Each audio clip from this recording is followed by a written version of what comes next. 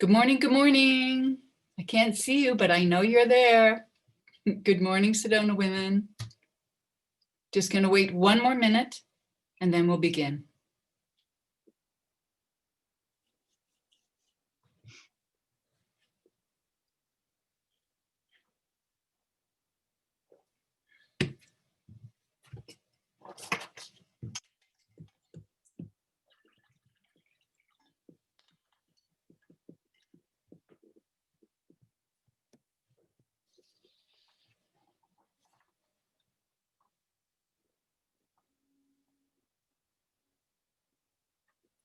Okay, 10:32.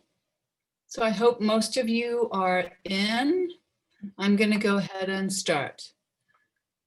Okay, good morning, Sedona women. I'm Rosemary Anderson, your president this season. And I imagine most of you were watching the inauguration this morning as you got ready. I know I was. And I do apologize for the oversight of scheduling this webinar on the same day. But hopefully most of you got to actually see the swearing in and hear the speech before we convene. However, I am thrilled to be able to bring you a little slice of Sedona history that most of you are probably not familiar with. It is so appropriate during our 20th year, our anniversary year, that we show this video that was recorded 20 years ago in May in the apple packing barn at the Sedona Heritage Museum. It was recorded, of course, during the first full season of our organization. So this video is about Sedona history, but also about our history as the Sedona women. The video does run a little long, it's over an hour. So I encourage you to move around and take bio breaks, as I like to call them, as needed. We will be none the wiser if you leave for a few minutes since we are in webinar mode today. And then after the show, I have a 1-minute treat to share with you before we adjourn.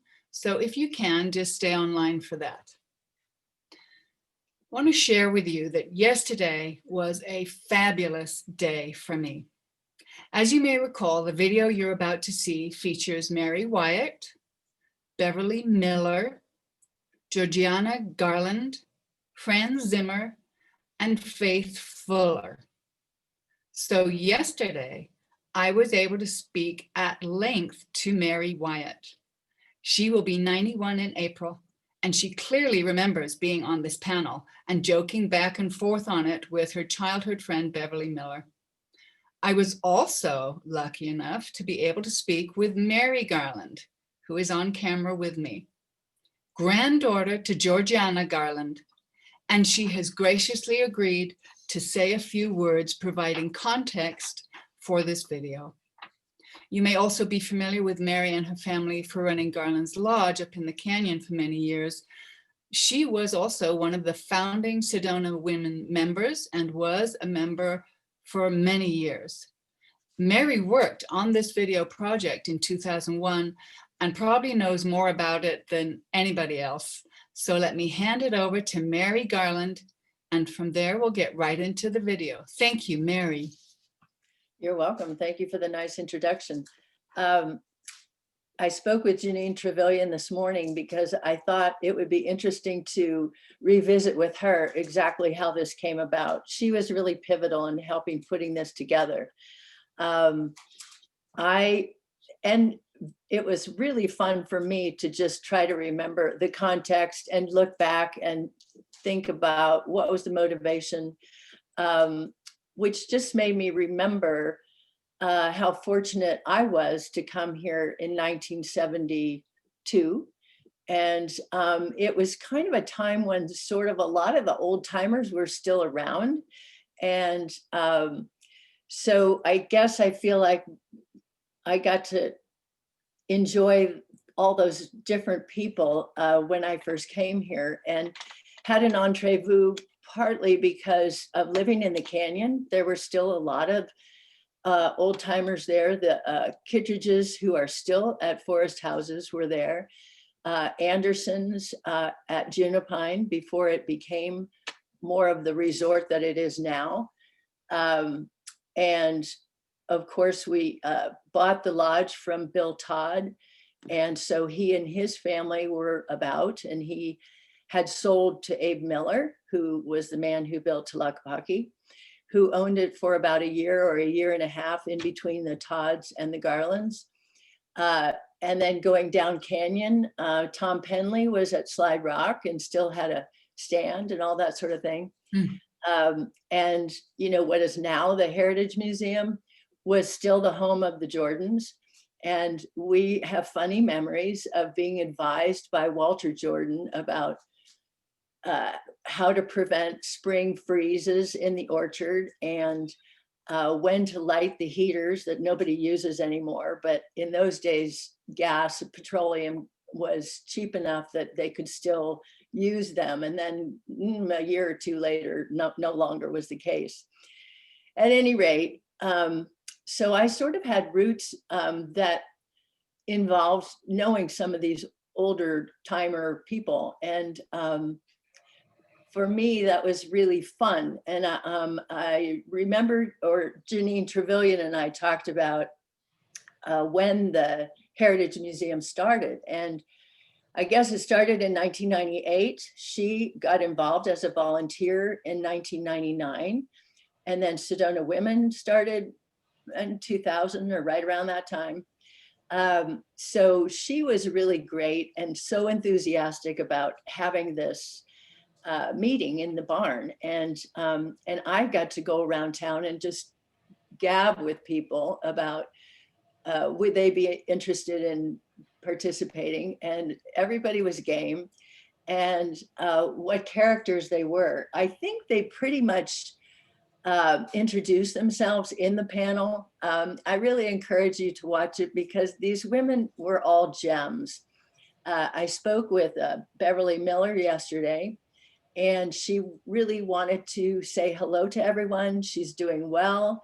She doesn't know how to Zoom, so she was not able to be here today, but she's alive and well and just sold her house on Dry Creek Road. And so we'll be looking at a new chapter soon, she hopes. But anyway, she's great and still a friend. And as was already mentioned, Mary Wyatt is still alive and kicking, and she's a hoot and a half.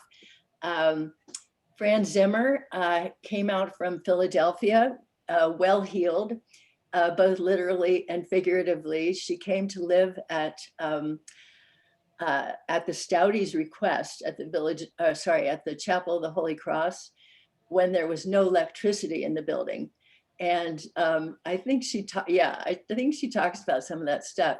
But the rest of us in town also were so amused by her because she was always dressed to the nines with a little bun on the top of her head, very well coiffed and put together. And she never had a driver's license, so she would walk around uptown in her high heels all the time.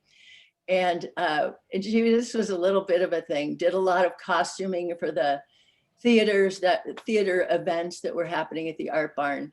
And she just has a great spirit. And then Faith Fuller, she tells her own story well, so I don't need to elaborate on her. Georgiana, my mother-in-law, is kind of quiet in this panel, and she was really like that. She was my mother-in-law, not my grandmother, but anyway, I loved her very much. And so of course she needed to be on the panel, and she never tooted her own horn much, but she was quite a gem. And let me see, who am I missing? But I think that's it. But anyway, hope you're interested. Hang with it. It was a real special moment in time for all of us. Let's go ahead, Bev, whenever you're ready.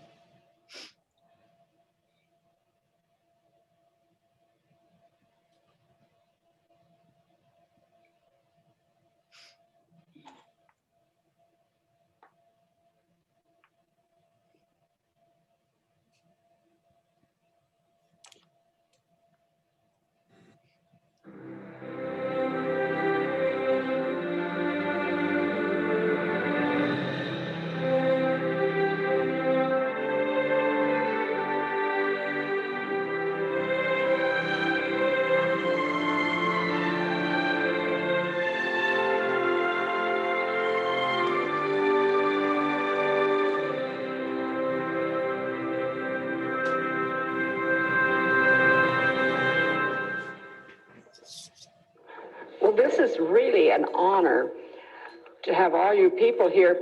And I want to add just a little bit to what Darlene said, because I happen to be one of the people that went down to the Sedona Art Barn in the mid-1970s. And Laura McBride was there, Ruth Jordan was there, I believe Sherman Loy's mother, Frida, was there, Myrtle Smith was there, my father, Ira Smith, and myself. And the people at the Art Barn gave us coffee, tea, and cookies, and asked us if they thought that we would be interested in having a historical society and preserve, as they stated, your colorful history. I laughed at that. But anyway, Ruth Jordan was the one that really spoke up and said, I would just love to see them do a round table type thing, maybe 3 or 4 times a year. And at that time, there were still pioneers living. And she said, bring those people, and then the new people that come can ask them questions. So the seed was planted in the mid-1970s. Today, I believe that dream has come true, looking out over this crowd and seeing that we are going to have a round table discussion. Now I'll tell you just a little bit of my colorful life. My father was Ira Smith. His dad came to this area in 1877. Went into the cattle business. My father was the youngest son of that family, and he stayed in the cattle business. He ended up in 1929 marrying a Pennsylvania Dutch girl that had come here in 1926. They ordered a little redheaded cowboy. They had a mistake like you do in the mail today, and I arrived a year later. Daddy said, we'll keep her. We'll just make a cowgirl instead of a cowboy. There are pictures on the back showing me horseback riding. They tell me they took me on the front of the saddle on a pillow when I was 3 weeks old. And I guess I was supposed to have slept the whole time. And I guess that's when I really got my love of horses and riding. And I've loved that ever since. I've been very fortunate to have rode with some of the big outfits in this area, like the Windmill Ranch, which was the DK's. I've been in California, and I rode on the Lacey Ranch, which was about 3,000 head of cattle, went into the high Sierras. And one thing I will mention to you, back when I was a little girl, women did not get to go out into cow camp. They were to provide the food, and if they had to, they could bring the food out on Roundup Day, but you did not, as a woman, get to stay in cow camp. But I just happened to come along when the war was on and there was no boys. So they let me go into cow camp, and I went on my first roundup when I was 7 years old. And I had my own horse when I was 9, and I got my saddle. And the way I got my saddle was in the spring of the year when there were baby calves, my daddy would give me a calf. Well, I never got as smart as my brother did. He came along 10 years later, and he was a lot smarter. But I always picked that little tiny calf because it was so cute and had such curly hair. But you know, in the fall of the year when you sold it, it was still the littlest one. So you got the least money. But anyway, I had enough money to buy my own saddle. I bought it at Porter's, and my dad had it special made to where you could change the stirrups real easy and didn't have to relace them. And I had a Navajo Indian pony, and that pony was 9 years old when we got her, and I was 9 years old. And you know, she lived until she was about 38 years old. I got to go on lots of roundups, and I don't like competition. I did a little competition. Now, Beverly's family and the Locketts and things did horse shows and things, and I rode in those a little bit, but I'm not really into competition type things. I just love riding the open range and chasing a few DK steers now and then, and going to the branding and smelling that hair burn and that kind of thing. That's what I really did. I believe they're going to, I believe that I think the way they were going to do this is at the end of the talk, then you can ask us questions, and that sort of tells you a little bit of my life, and I'm going to pass it on to Beverly.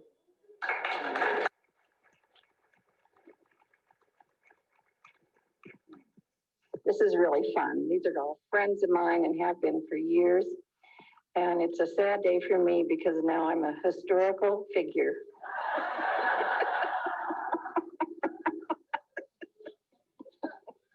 Because I've been here so long, I guess.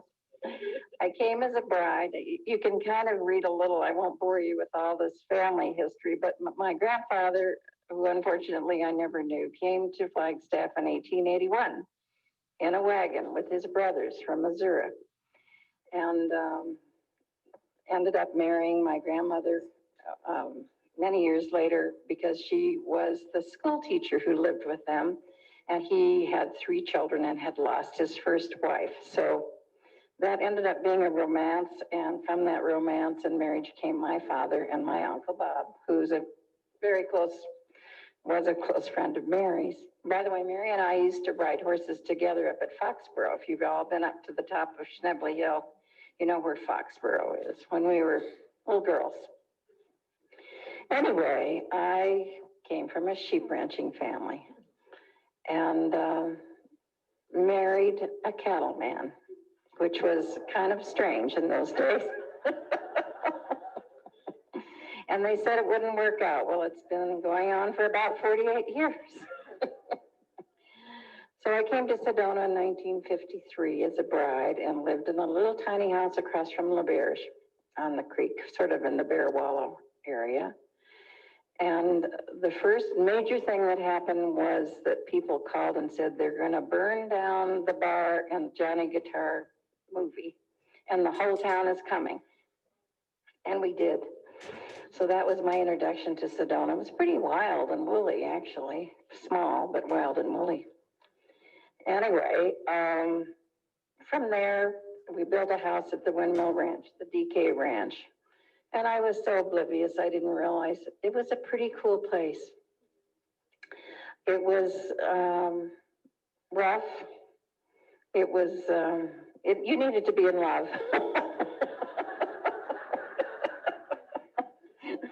You did the washing outside in an old Maytag with a gas engine and the gas lights and gas irons, or the kind you heated on the stove. And as time went by, I won't be too worried about this, but I had 4 children, and there are many years of just sort of being a mother, being a cook during the roundups, taking the food out to the cowboys when the roundups came in the fall and in the spring. But we had a lot of good helpers, including Joe Beeler, who you all know, Charlie Dye, who was a wonderful cowboy artist who lived here and started the Cowboy Artists of America, and many other people. Iris Smith was always a part of that group, and they were all family. Such fun days. And we went to Flagstaff for a big night out. I mean, today you go to the Sedona Culture Park and hear a wonderful concert. In those days, we drove to Flagstaff, went to the movies, and had a hot dog. That was our wonderful, exciting evening. We did our shopping in Cottonwood. There was nothing here but the Hart store and the Oak Creek store. And that was basically for tourists to get ice cream cones and gas and a cold drink and maybe your letters at the post office. And Faith will tell you about post office days later. So we went to Cottonwood, we went to the Verde Grocery, the Verde Hardware, the drugstore, all was on Main Street within 2 blocks of each other. And that was a big day when you went to town. You did everything, you know, did your grocery shopping, you went to the doctor. I think there were 4 doctors in the Verde Valley at that point, 1 in Sedona, not many in Flagstaff, as a matter of fact. So they were happy days. For instance, if you can imagine, the Oak Creek Tavern was our country club. We took our children there. We took everybody who came to town there. It was a place you went after every occasion to see your friends. On New Year's Eve, the whole town came or was invited. And Oma Bird would do like 5 turkeys and we all would bring something. But that's what it was like in the old days in Sedona. It was very much a small community. And we won't go into the restaurants, but we had our early restaurants, the Turtle, which is now the Orchards, the Oak Creek Owl. We were into animals, I guess, which we all still miss so much. That was such a wonderful place. The Gray Shadows, which is now the Sage, was one of our first fine dining restaurants. Some of us remember that too. In the 60s, I'll preface this by saying people used to come up here and say to all of us, "What do you do in Sedona?" Well, we were tempted to say, well, we just eat bonbons and read, pulp fiction, whatever. We did a lot of things. We started the Pink Ladies Auxiliary down in Cottonwood, 2 ladies.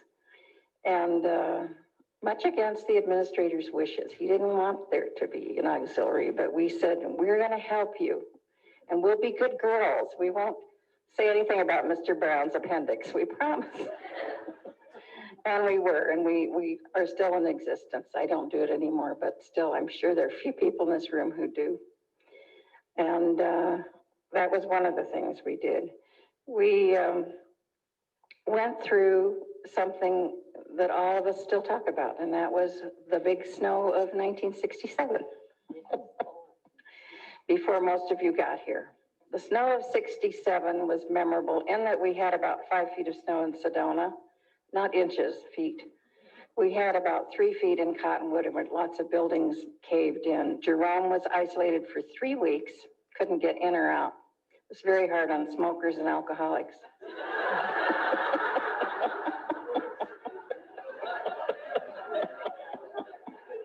Really. As that storm started, we had 2 grocery stores, the Oak Creek Market and, interrupt me if I'm wrong, and Nelson's, which is now the Sedona lower store. It's called, what is it called now? Sedona Market, thank you. And at the beginning of that storm, which lasted, I don't know, 5 or 6 days, that store burned to the ground. So then we had 1 grocery store in Sedona, the Oak Creek Market. And it dwindled as time went by. The bread ran out and the milk ran out and all of that sort of thing ran out. Most of us made do. We melted water to take a bath because electricity was off a lot of the time. The children thought it was the most wonderful time of their lives. They slept in front of the fireplace and no school, ate off the Coleman stove. It was an interesting time, which has never happened again. Somebody else can talk about our floods, our annual 100-year flood. Anyway, I won't go on and on. I'll just tell you that it's been a wonderful place to live in. My family's been involved with a lot of things in Sedona. We've all stayed pretty busy, so when they say, "What do you do in Sedona?" just laugh.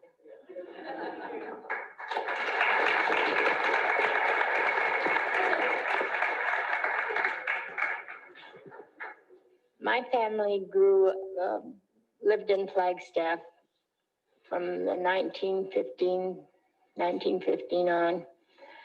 My brother and I were born a few years later, and all of our life has been in the northern part of Sedona, the Oak Creek part.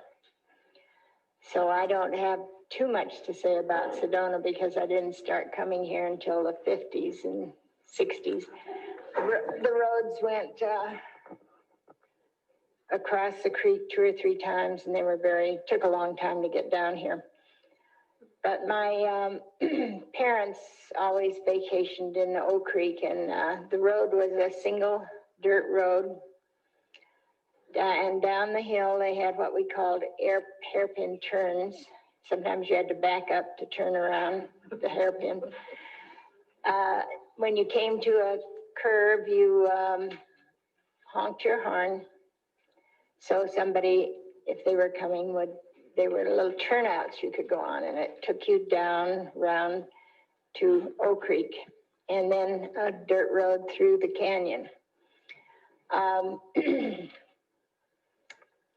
My parents, I think their earliest, there was a wonderful lodge called Lulamai. It was near Call of the Canyon. They named it that, I guess, because what's his name? Zane Grey wrote Call of the Canyon there. And it was just north of the beautiful Mayhew Lodge, but it was there first. Mayhew Lodge was built by Carl Mayhew, who was a photographer in Flagstaff. And the thing I remember most about the Mayhew's Lodge is they had a well out in front as a decorative thing and rock work up, and they had little doll's eyes and things in the cement, and it was fascinating to see. Then another thing about Mayhew's, which is now burned down and just a heap of rubble, but was that there was a couple, brother and a sister, who lived just across the creek from under the, what's it called, Mary? West Fork.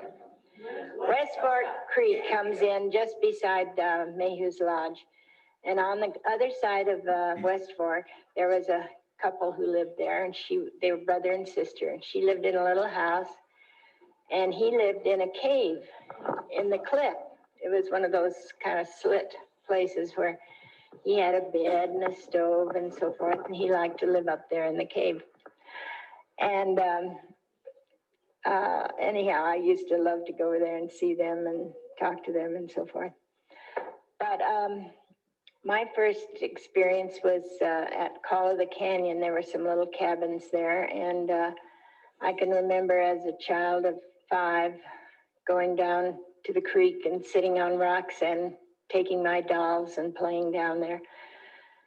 That's all I remember about that. But the road was very primitive, narrow, and there was really nothing in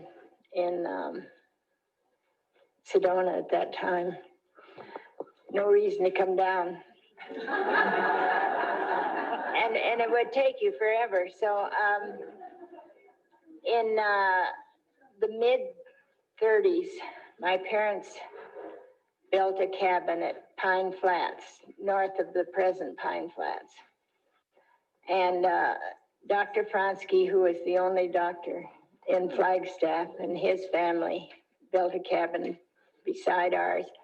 And C.B. Wilson, who was a lawyer in Flagstaff, built on the other side. So there were 3 cabins there. We had no running water, no electricity.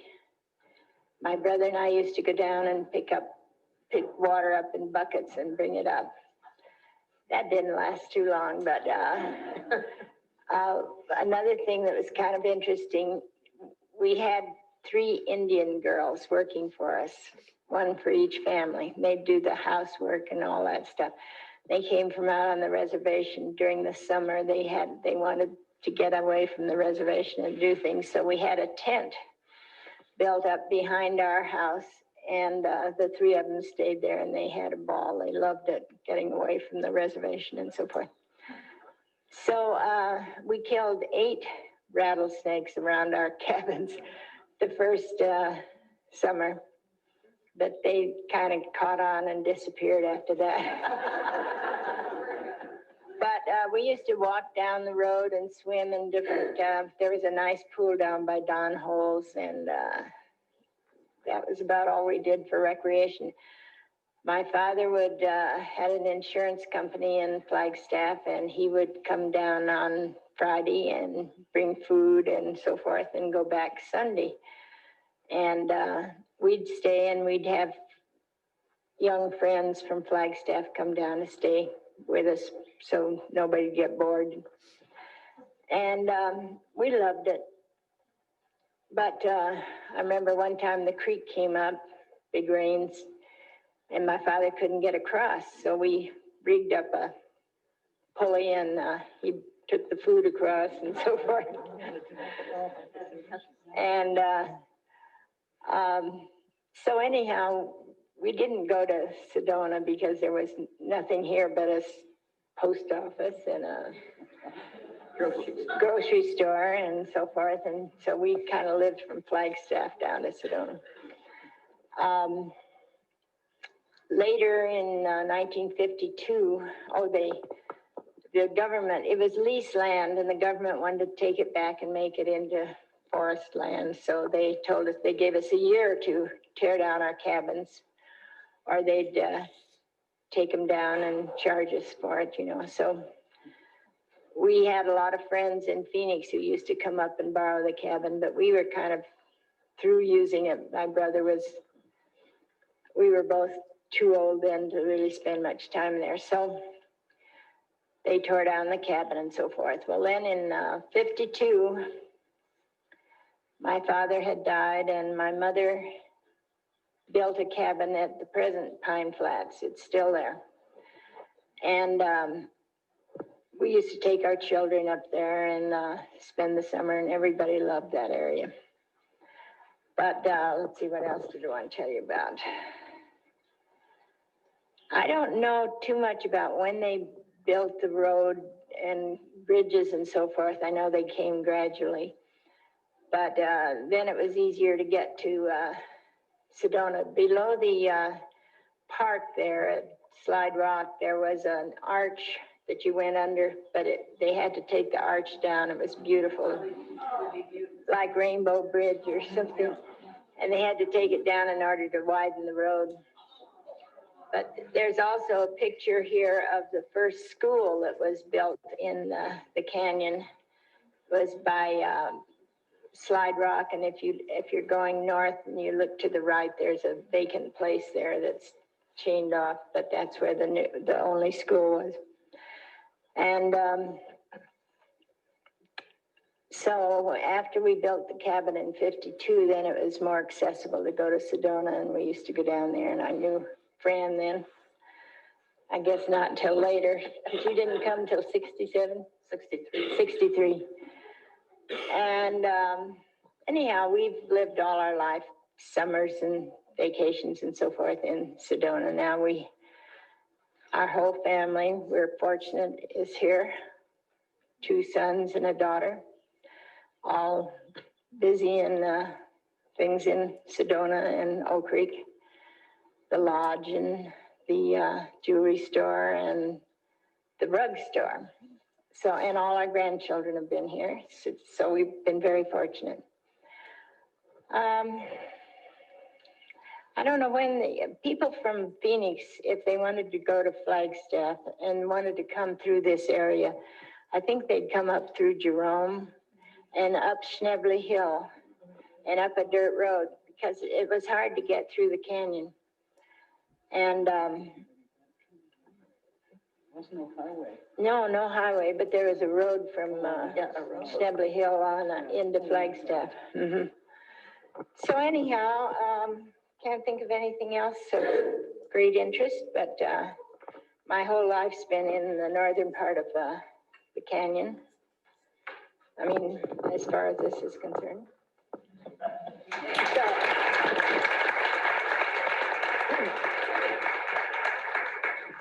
well, I'm really a newcomer. I didn't get here until 1963.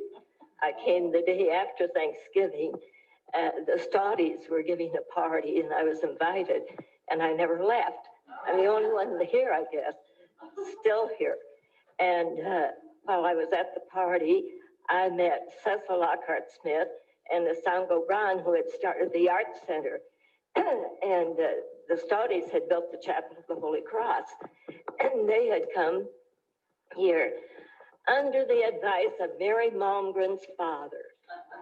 They had a chance to buy Doodlebug Ranch. They came over when the Japs invaded Hawaii, so they thought they'd better get over away from the coast.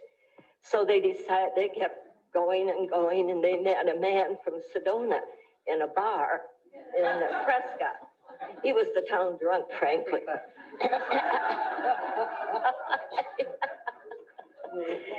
So he said, you know, there's a wonderful, wonderful place that we think you would like. Of course, the Stoddies were accustomed to rather elegant surroundings. And they had the Brunswick Wholesale Drug Companies. So he told them to come over here. So they came over, and Mr. Thomas, who owned Doodlebug Ranch, and his wife were getting a divorce, And he had been the bad boy of the Thomas family mainliners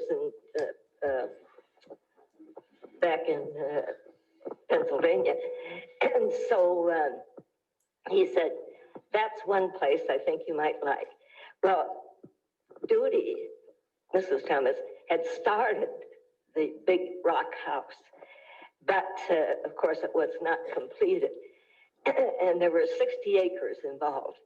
And so the Stoddies looked it over and they agreed to meet Mr. Thomas in California. So he said to Tony, well, you know, I want $25,000 for it. And Mr. and Tony Stoddy said, okay. And he said, but I have a friend I must consult. So he consulted Mary's father, who knew the area because he was married to a Reardon girl.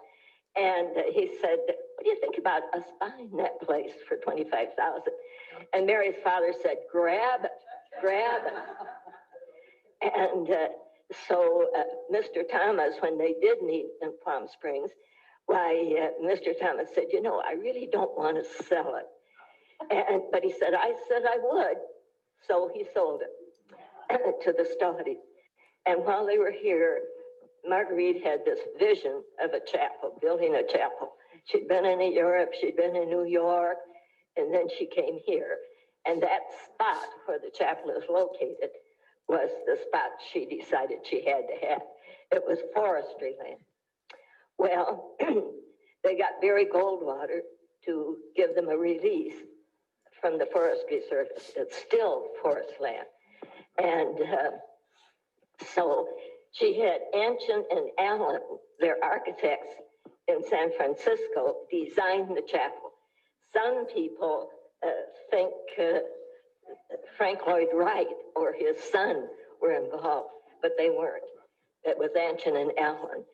And the construction of it is really in this book that's at the chapel. And it's every detail. And Marguerite and I are in the book too. But we became very good friends. And one of my highlights, so anyway, I decided to start a gift shop there because in fact, it was not being cared for, it was dirty. And I am struggling it hard. I had been on the scrub women's division at the hospital of St. Luke's. I'm always volunteering to scrub. It doesn't take any brains, just muscle. So anyway, I said, oh, it's terrible. This place is in a terrible condition. So a group here, there were about 25 Catholics, and I think they each gave $1 on Sundays. Well, that didn't even pay the electric bill. So people would come up and I'd greet them and they'd want to buy something. So I thought, good, I'll start a gift shop. So I started the gift shop. And I just had a ball. Of course, you know, it was a 15-hour-a-day thing because I had to do the cleaning too, and the buying and the selling. And one of the highlights, they did the TV show, Tell It on the Mountain there. And it was Judy Collins. Tell It on the Mountain. Judy Collins and Chad Mitchell were the stars. And let's see, Dale Chalmers was the director. And he'd been a very good friend. So the first day they set up and, you know, electric cords all over the place. And the doors had to be kept. Well, we couldn't shut the doors because there were these big cords coming in. Of course, I was staying there all the time anyway. So I'm big and strong in case anybody wanted to steal something. So anyway, Dale Chalmers said to me, hey, Fran, I think it'd be a good idea if you'd have coffee for the guys when they come up in the morning. Well, I make lousy coffee, and I drink Post-it. Well, I thought, okay. And in those days, the water system was nil. We had to have the water brought up in big water trucks and installed in a big tank. So I made coffee, and it was so strong that, it was like syrup. So I thought, well, I guess I'll dilute it. Well, I ran out of water. So by the time the fellows got there at 7 o'clock, that coffee was not very good. So I got out of that job anyway. But they were wonderful, wonderful people. And some of these highlights at the chapel are just unbelievable, And in the meantime, of course, I got involved with the Art Center. Nasango Brown had started it, and he and Cecil Lockhart Smith were on the staff of Verde Valley School, and the Hamilton Warrens got involved, Faith Fuller got involved, and I got involved, and I ended up being vice president in charge of membership. I don't know how that happened. With the stipulation I would never in all the world get to be president. Bev Miller was always active. We gave fashion shows, and Bev and her children were always part of our fashion shows. We just had a ball all of the time. Bev, you didn't want to tell about. I did want to tell about that. You did? I do, yeah. You tell. I think. Did ask Dwayne if you could? Yeah. You want to tell? Yeah. I don't remember what year this was, but it was one of those memorable moments. Cold. It was in January. I think it was, who cares? Anyway, it was about 8 degrees. And we were having a gala at the Art Center. We were having Elenita Brown and Joe and Maria Benitez as our Spanish dancer, and Walter Nelson was making paella for the theme of the evening. And we got there, and of course, Nassan was a greeter, and Cecil Lockhart Smith was a greeter, and I can't remember, maybe Marie Stilley, I can't remember. Anyway, the electricity went off. So when we went in, it was 8 degrees inside too. Fortunately, Douglas Rigby sat next to us and had a flask. We became very intimately acquainted. But the highlight of the evening was when my husband went downstairs and said to Jack Wetmore, "Isn't there another bathroom in here?" And he said, "Yes, just go out that door and around the building, and there's one outside." So my husband has an overcoat on, walks out, looks up, and here's a beautiful moon, and immediately falls flat on his face in the irrigation ditch. I think he rose out of it. But his coat was on top of the water, so you couldn't see that coat was wet. But he came back in, and the end of the story is that after about 2 hours of dancing and blah, blah, blah, we were leaving, and Nassan said, "I am so sorry it was so cold in here." And my husband lifted his coat and said, "You think you're cold?" Almost icicles. So that's one of our memorable moments. Tell where the Saudi house was so they could go see it. Oh, you mean, Down by Hooker. the Garlands? Well, it's not anymore. No. Yeah, well, that rock house that the Stoddies built in the beginning is on the creek, and it, over a period of time, became the Garland House. I don't know who owns it now, but it's always for sale for some reason. Of course, I understand it's $1 million now. Somebody said, yeah, quite a change, But I have to show you this picture. Dear Maud Hardwick.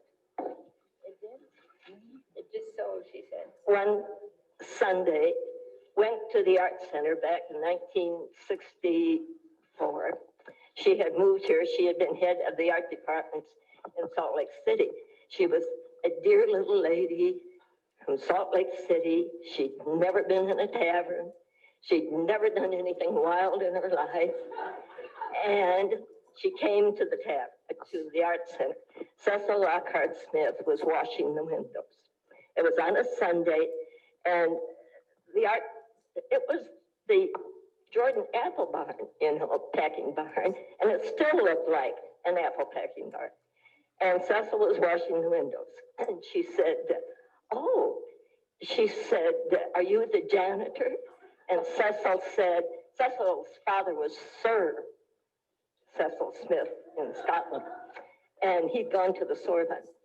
And he said, well, I guess you'd say I'm the janitor, but I'm also the president. Oh, she said, you stay here. I'll be right back. She went home. She got a pail, soap, scrub rags, the whole bit. And she came down to the barn.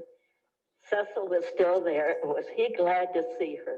From that day on, Maud Hardman was there every day, attending, handling the classes, scrubbing, cleaning, doing everything. Of course, she would had a big purse bigger than hers, just like I do. We were about the same size. In fact, here we are making the curtains for the new edition. And so anyway, she would put this big purse at the front door. Now this was, 60s, 70s, even 80s. This big purse at the front door. Nobody ever touched it. And she was there every day. And she and Cecil had a big argument about the Coke machine in the art classes. He said, they're money makers. And she said, I don't care. They don't belong in my art class. But that was the only argument they ever had. But we became the best of friends. So anyway, John Joint masterminded the extension of the Art Center.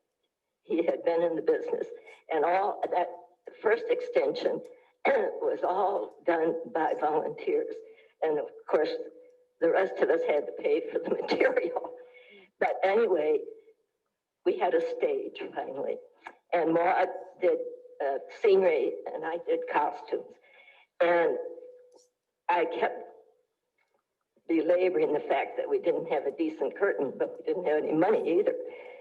So one day, Maud went to Phoenix. They had a sale at this drapery place. She came back with 200 yards of material. And we went to the Art Center. It was closed in January. And we sat up. And this is us making those curtains. She measured and I sewed. So we had living pictures. That was, I think, our outstanding exhibit. And we had one of John Waddell's nudes. We had the original nude. And of course, Maud, having studied art, I studied art. Nudes didn't mean anything to us. And so we slathered her with all this goopy stuff that Maud made, so she'd look like a copper statue. So anyway, the next, and Joe Beeler, we were featuring local artists like Joe Beeler, and Joe said, my God, to think I've been doing cowboys and Indians, I could be doing nudes. And he said, Jody was that, we had so many people there, and the young kids were standing against the wall, and Joe said, Jody just slid, Jody was in 7th grade, he just slid down the wall. Well, 7 o'clock the next morning, Maud called. She said, well, she said, the whole town's talking about the nude. And I said, well, good. Oh, she said, we have to do something about it. What are you going to do?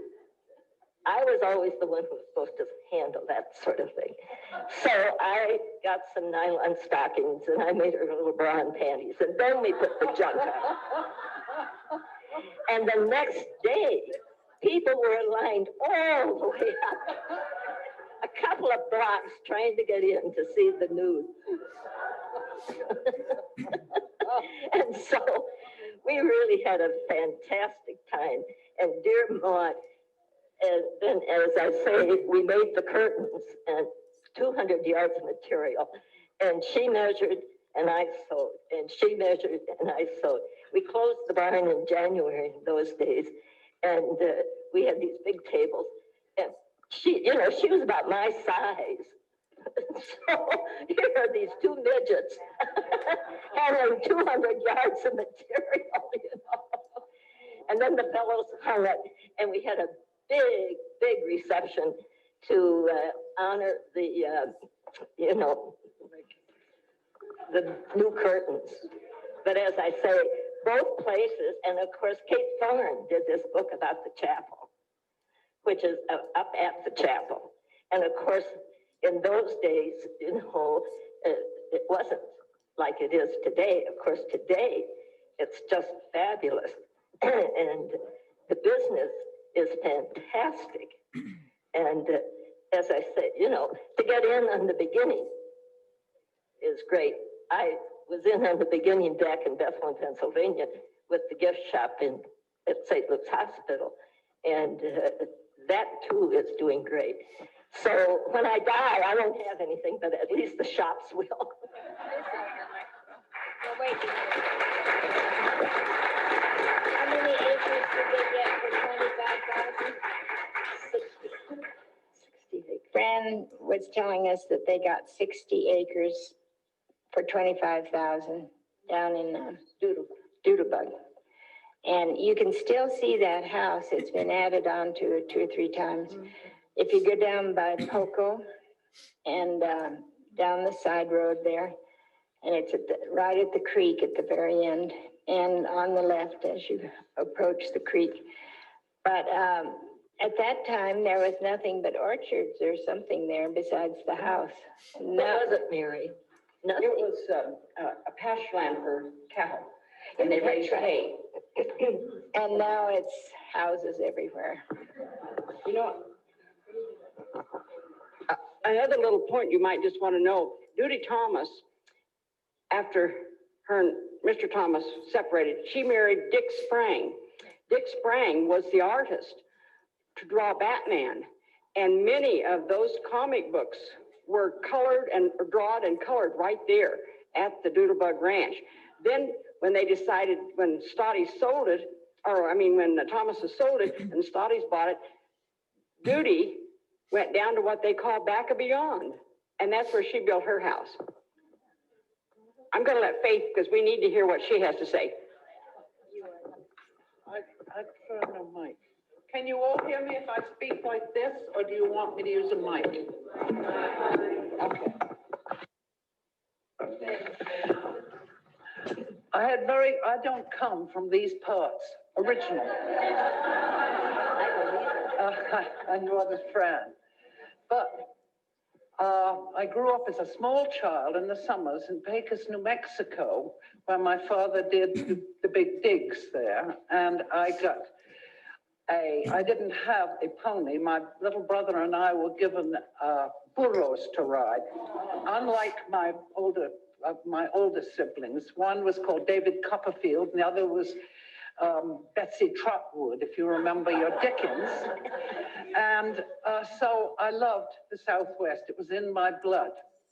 And years go by, and I have 2 small children, 2 small boys, and I'm about to get a divorce. And Ham Warren and Babs Warren, good friends of mine from Boston, called me up and said, come out and see what we're doing. We're building a new school. Come and see. So out I come, and it's just before Christmas. And one of the big things that was going on was the Christmas party for everybody in the town. And it was in the old school that burned down very soon after that, before the Brewer School started. The entire town was there in the 2-room schoolhouse, with 2 exceptions. One was Ellsworth Schnebley, the other was Sedona, who was not feeling very well that day, and Ellsworth was looking after her. And we had a perfectly lovely party. And as I say, we sang Christmas carols, and Santa Claus went to the house of every single person in Sedona for, I think, the next 2 or 3 years that had children, and gave presents.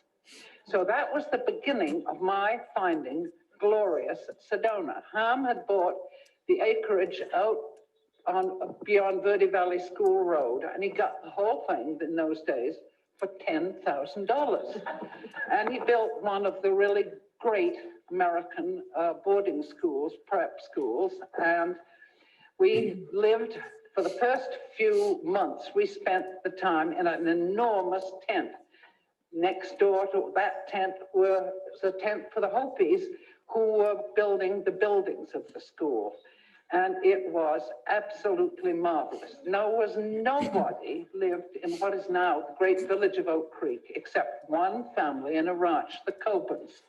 And they had a very small ranch, and they were great friends of ours. And that's what we had, a dirt road that would lead you into Sedona. Eventually, they wanted to pave that road and straighten it. Well, there was an outcry, such as is going on today with ADOT and Route 179. Yes. So they left it. All those delicious curves were left, and it was paved. Well, now I had to take pretty much, bringing up two little boys, any job that came along. So I will talk to you a little bit about early jobs here. I worked in the village shop with Alice Corkins. It was one of the, we had really awfully nice clothes, I must say, really very pleasant. And across the road was Marion Leidy had the Frontier shop, next to which was a tiny little post office where I eventually wound up working. And I remember there was a small boy who now works for the telephone company called Norm Burris. And I used to babysit Norman Burris. And one day Norman Burris comes in in his little tiny cowboy boots and his little cowboy shirt and his little hat. And he says to Marion Leidy, "Have you seen the folks that've strayed?"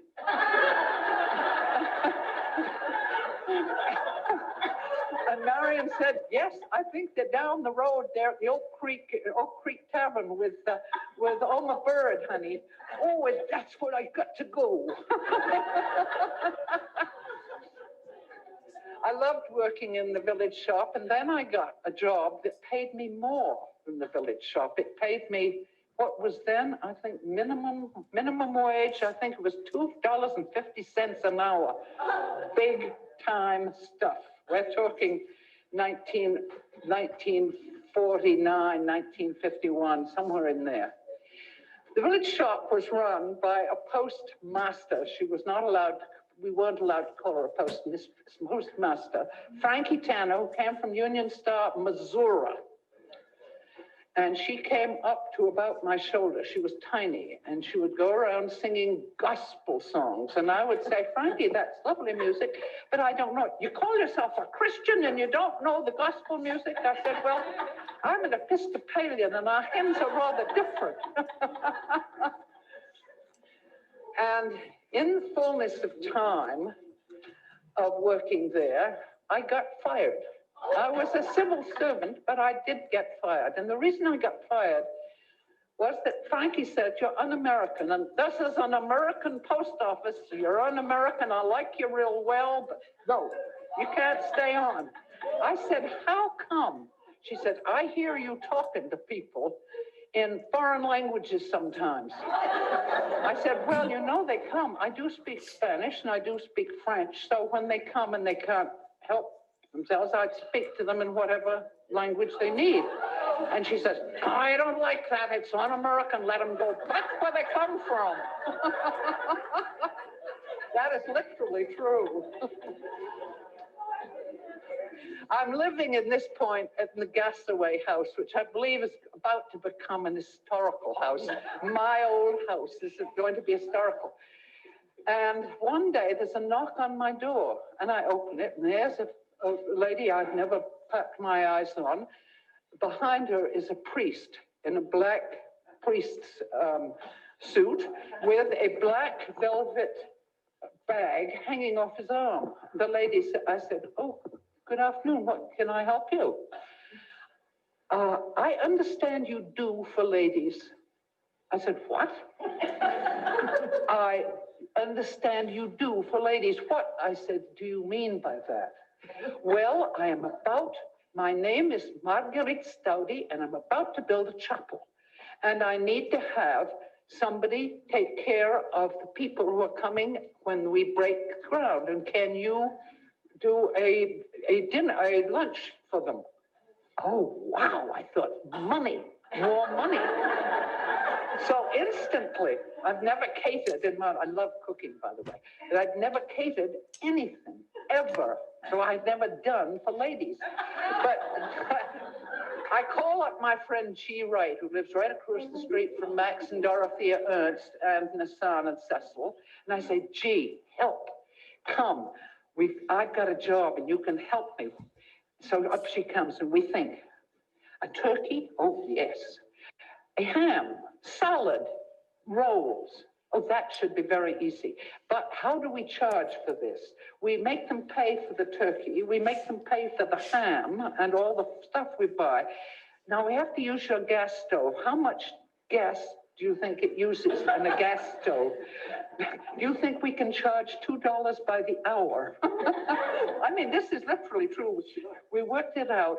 Marguerite Staudy had told the priest, she said, Father, would you give this lady a $5 bill from my reticule, the black velvet bag? So I'm given $5 to start off with. We make 25. It's the most money I have made in a long, long time. So jobs were, as I say, varied. I made all the birthday cakes for Verde Valley School. When they had a birthday, I would take cakes out there. I eventually wound up working as the house mother for 6 years, and I may say that was an extraordinary job. I had so many friends among the parents of these children, and there was we had some very interesting people. During the time I was there, for instance, we had Count Tolstoy came to visit. Princess Alice of Greece came. She was Prince Philip's mother. She came and stayed there. And Christopher Isherwood, who wrote, Berlin stories and Cabaret, he came and stayed. We had a number of very, very interesting people. Buckminster Fuller came and stayed. And I was told to take care of a lot of these people, and I went and said, Mr. Fuller, hello, I'm Faith Fuller. Come to my arms, girl, he said. My favorite aunt is Faith Fuller. And he lectured to us all for about 3 days at Verde Valley, and I didn't understand one single word. But I'm sitting, we all are like this with our jaws dropping. He's so fascinating and totally incomprehensible. Oh, I'll tell you some stories about Max and Dorothea Ernst. They go to Paris for the summer. And Edie and Paul Randall, who are old-timers around here, Paul did all the general jobs. If you needed your plumbing done or your lights fixed, Paul came and helped. Edie was sweet, small, round, fat, and made the best potluck homemade noodles and rolls you ever tasted in your life. They are taking care of the Ernst's house. A knock on the door, 2 gentlemen in suits. Edie says, what can I do to help you? I'm here to see Max Ernst's house, said one of them. Oh, you can't do that. They're in Paris, and you can't do that. I am Frank Lloyd Wright. And she said, and I am Edie Randall, and you may not see this house.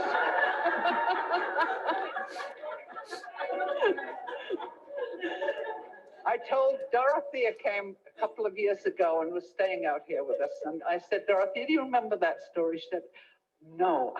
God, she said, it's absolutely marvelous. Max used to call him Frank Lloyd Wrong. Okay, I'm now living on Jordan Road in a very small house, which I bought for $12,000 and eventually sold for $16,000. Big money. And Dorothea calls me. She said, I know you've got a very, very bad back, and I know you shouldn't be getting out of bed. So Max is coming over with breakfast, so don't get up. Okay. So Max comes in, brings a tray of luscious things for my breakfast, including the New York Times, Sunday New York Times. And he said, while you have breakfast, I'll sit here cozy. We'll do the crossword puzzle together from the New York Times magazine. Okay, we start off, and then he looks down and he says, oh, it says father of Dada. I said, well, there were 7 of you in Dada, were there not? I mean, they had people like Paul Klee, they had people like, oh, goodness sakes, Miro, all these people, including Max. And Max said, well, should we try me? Why not, says I. E-R-N-S-T. Oh, yes, he said. Don't move. I said, what do you mean don't move? I'll be right back. He runs off. He goes down to Oma in the bar. And he says to Oma, champagne, nice and cold. And he brings it back and said, we are going to have champagne. I never made the New York Times puzzle before. That was great fun. I also, one of my great jobs that I really loved was Virginia Longfellow's husband. She taught all the children, by the way, in the Brewer School where my kids went. Said, I need some people to take census, and I'm going to choose you to take the census in 1960. So I have a small, beat-up little station wagon, and I have a dog called Mouse Meat Fuller. And Mouse Meat Fuller and I did the census, and we had the 2nd largest area to cover in the continental United States of America. And Elizabeth Rigby, who, by the way, was the first cousin of Gertrude Stein's, Elizabeth said, I want to do an article about you for Newsweek about the area you covered. So she did. I have a copy of it, and it is hilarious, if I may say so. And I'll tell you only one story. I hope it's all right to tell you this. That happened. I am now up around Lake Mary, and I had to do every single house, every line cabin, everywhere. And I open the door because nobody comes to the lot. It's open and it says, come in. And there is a man wrapped in a towel around his loins and nothing else. And he says, oh, do come in, we'll have a party.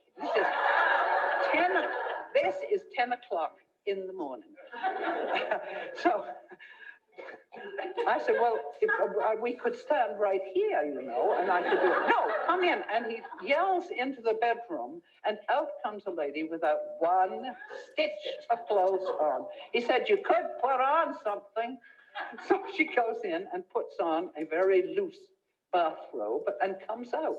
And he says, now, what will we have? I said, I'd be very happy not to have anything right now because it's only 10 o'clock in the morning. So they open bottles of beer and I do all of the questioning. And it turns out that the man is Joyce Kilmer, the son of trees.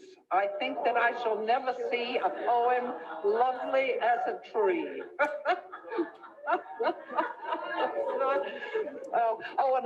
And there is I'll end with a really touching story. I don't remember whose ranch it was, but whoever's ranch it was had some outlying houses and cabins. And I go to the cabin, and a marvelous elderly Indian woman comes to the door. And I said, I'm here to take the census. Please, oh, please come in, she said. And there's one room, and there's a fire going because it's quite cold. And she says, sit down. And I say, now I'm here to go through the census. We were never allowed to say, how old are you? We asked, what year were you born? So I say to the woman, now could you tell me what year you're born? She said, well, now I know what my father was doing. He worked on a dam, the Roosevelt Dam, when it was beginning. And I think, oh my Lord, American history. When was Theodore Roosevelt? When could that have been? I had no American history. When could that have been? Maybe 1910, I said. And she said the time of the year, my mother would say, was when they put in the seeds to grow. And that would be the spring. I said, well, give me a birthday, she says. So I say, we'll have May 10th, 1910. And then her husband spoke no English at all. And she said, but his father worked on a different dam that was built a little earlier. So she said, she brought out this large Bible, the only book they had. It must have been this big. And she said, now write my birthday in, write his birthday in. So we had some nice made-up birthdays for him. That about, well, there's a lot more, but that'll cover it.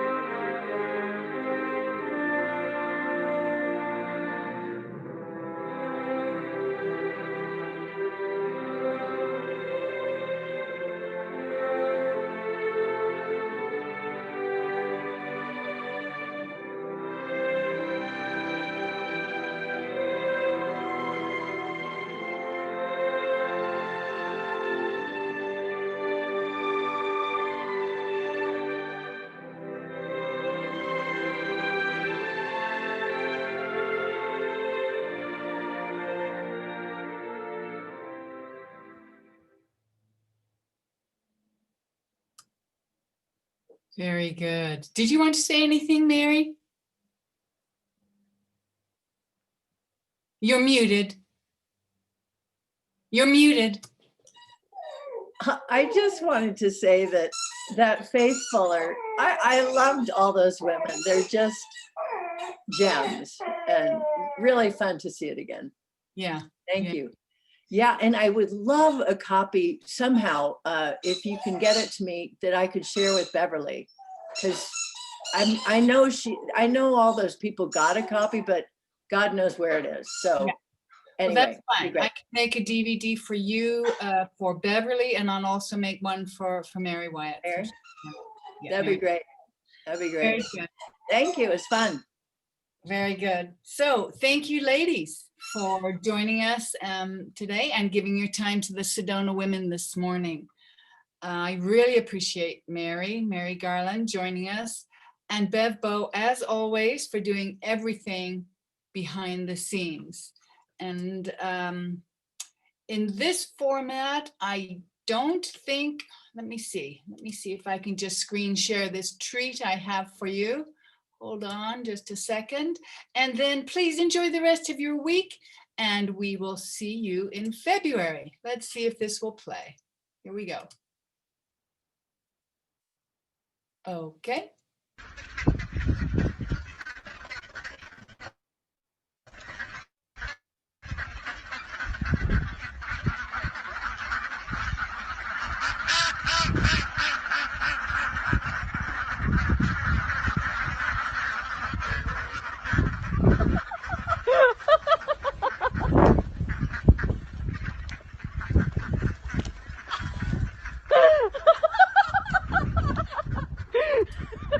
Thank you all so much, and we'll see you in February. Bye-bye.